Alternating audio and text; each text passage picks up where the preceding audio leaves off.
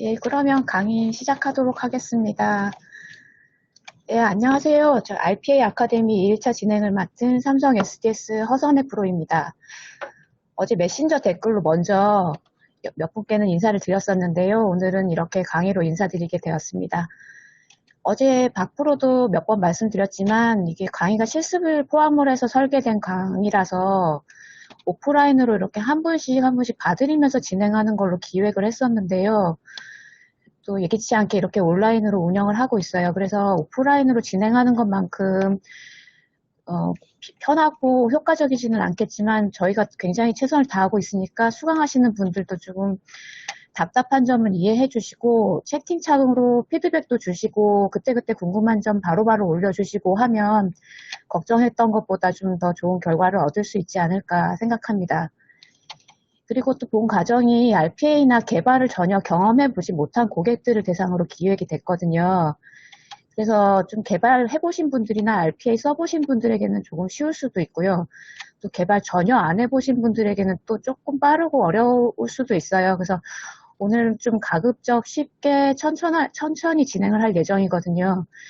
그래서 너무 쉬운 분들은 조금 이해해 주시고 너무 어려운 분들은 이제 채팅창 잘 이용하시면서 보조 강사님들과 함께 천천히 함께 가보도록 하겠습니다.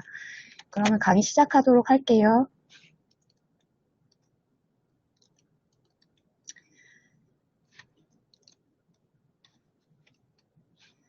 브리티 RPA를 도입을 해서 업무를 자동화한다는 것은 나를 대신해서 단순하고 시간이 많이 소요되지만 또 반면 정확하게 수행되어야 하는 업무를 24시간 쉬지 않고 정확하게 수행해주는 보통료를 옆에 두는 것으로 생각할 수도 있는데요.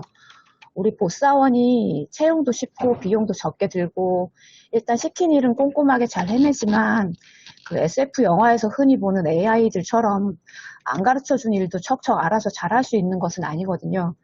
그래서 그 일을 시키기 전에 먼저 정확하게 업무 인수인계서를 작성해서 전달하는 단계가 필요합니다. 그래서 어제 소개해드렸듯이 브리티 RPA는 디자이너, 오케스트레이터, 봇 세 가지 모듈로 구성이 되어 있고요. 브리티 RPA를 사용해서 업무를 자동화를 하면 다음과 같은 세 가지 단계로 적용이 됩니다. 그래서 먼저 디자이너를 사용을 해서 사람이 수행하던 일을 봇의 언어로 업무 인수인계서를 작성을 합니다. 그런 다음에 오케스트레이터에 업무 인수인계서를 전달을 하면요. 서버 모듈인 오케스트레이터가 그 봇들에게 해당 업무들을 할당하고 관리를 하게 됩니다. 그리고 실제 업무는 봇들이 수행을 하게 됩니다. 방금 보신 구조를 약간 하드웨어를 포함을 해가지고 조금 더 구체적으로 표현해 본 그림인데요. 그 디자이너는 업무 인수인계서를 작성을 할 각 개인의 PC에 설치가 돼서 자동화 업무 프로세스를 설계할 수 있도록 합니다. 오케스트레이터는 서버 모듈로서 SDS에서 제공하는 서비스형 사이트를 사용하시거나 아니면 필요에 따라 고객사 내에 서버 환경을 구성을 해서 사용하게 됩니다. 그리고 실제 업무를 수행할 봇은 별도의 PC들이나 VDI 환경으로 구성을 해서 설치를 합니다. 그래서 오늘부터 시작해서 내일 오전 정도까지는 이 세 가지 모듈 중에서 이 디자이너 부분을 사용을 해서 업무를 설계하는 방법을 배우시게 됩니다. 그리고 내일 오후쯤에는 이 디자이너를 사용해서 만든 업무 인수인계서를 서버로 넘겨서 봇들을 어떻게 일을 시킬 수 있는지를 보시게 될 거예요. 지금은 이 세 가지 모듈의 관계를 잘 기억해 두시기 바랍니다. 중간에 이제 하다 보면 조금 어느 단계를 하는지 헷갈리실 수도 있으니까요. 그래서 오늘이랑 내일 오전까지는 이 디자이너를 주로 사용하신다고 알고 계시면 됩니다. 그래서 오늘은 업무 자동화를 위해서 브리티 RPA가 어떤 라이브러리들을 제공하고 있는지, 다르게 말하면 이제 보사원들이 할 수 있는 일들은 어떤 것이 있고 디자이너를 사용해서 어떻게 업무를 지시해야 하는지를 전체적으로 살펴보고 기본적인 라이브러리들부터 하나씩 간단한 실습과 함께 배워보도록 하겠습니다. 본격적인 시작에 앞서서 교육을 받으면서 그리고 앞으로 자동화 업무를 개발하시면서 자주 듣게 될 용어를 먼저 공유하겠습니다. 첫 번째로 많이 듣게 되실 용어는 앱이라는 용어인데요.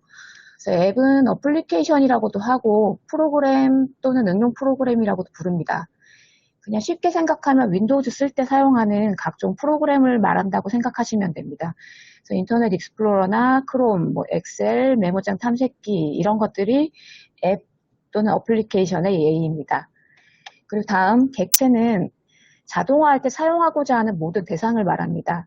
방금 앱이라고 말씀드렸던 어플리케이션도 객체가 될 수 있고 화면 자체 아니면 화면 위에 얹혀있는 버튼이나 이미지, 텍스트, 메뉴 이런 모든 것들이 객체가 될 수 있습니다. 그래서 객체는 이제 뭐 강사나 사용하는 사람에 따라서 오브젝트라고 하기도 하고 타겟이라고도 하기도 하고 뭐 대상이라고도 하기도 하고 그런 용어들을 사용을 합니다. 많이 사용하는 용어니까 꼭 기억해 두시고요. 그 다음 속성은 자동화 봇이 그 객체를 어떻게 식별할지 그런 것들을 인식할 수 있는 객체만의 인상착의나 특징을 말합니다. 그리고 어떤 작업을 수행을 시킬 때 그 객체를 식별한 다음에 어떤 방법으로 처리할지 그런 것들도 속성의 영역에 해당합니다. 이 부분은 개별 라이브러리를 설명을 할 때 한번 다시 자세히 살펴보도록 하겠습니다. 그 다음에 요거는 좀 배포해드린 자료에는 없고 아침에 제가 조금 추가한 자료인데요.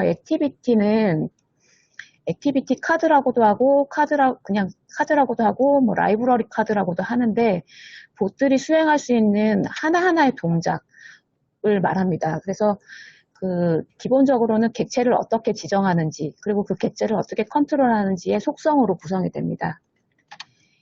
다음 개념은 핸들러라는 개념인데요. 핸들러는 프로세스 아이디라고도 얘기하고 어떤 프로그램이나 파일이 실행이 될 때 윈도우즈에서 그 프로세스나 파일을 식별할 수 있는 번호 같은 걸 할당을 해주거든요. 그래서 여러 개의 프로그램이나 파일을 다루는 업무를 처리할 때 정확하게 어떤 프로그램, 어떤 파일에 대해서 그 액티비티를 수행을 할지 그런 것들을 지정을 하기 위해 이 프로세스 아이디를 사용을 합니다. 변수는 개발을 진행해 보신 분들에게는 굉장히 익숙한 개념일 텐데요. 좀 개발 안 해보신 분들을 대상으로 쉽게 좀 얘기를 해보면 프로세스를 처리를 하다가 나중에 쓸 수 있도록 값을 담아두는 곳입니다. 그래서 실제로 사람이 업무할 때도 이쪽에서 읽은 값을 이렇게 종이에 적어두거나 기억해뒀다가 아니면 카피해두었다가 후속 처리할 때 사용을 하잖아요. 그거랑 마찬가지로 봇도 앞에서 할당받거나 얻은 값을 뒤에서 쓸 수 있도록 변수라는 것을 사용을 하게 됩니다. 그리고 마지막에 적어드린 거는 어저께도 한번 설명을 드린 개념인데 그 브리티 RPA에서 프로젝트, 프로세스, 타스크, 액티비티 이런 단위로 프로세스를 관리를 하는데요. 프로젝트는 여러 가지 연관성 있는 프로세스들을 모아놓은 그룹핑이라고 생각을 하시면 되고 프로세스는 봇이 수행할 수 있는 하나의 업무 단위라고 생각을 하시면 됩니다. 그리고 타스크는 그 프로세스를 구성을 하고 있는 하나하나의 단위 업무라고 생각하시면 되고요. 액티비티는 가장 작은 개념으로 그 타스크를 구성하는 하나하나 이제 수행되어야 할 그런 동작이라고 생각하시면 됩니다.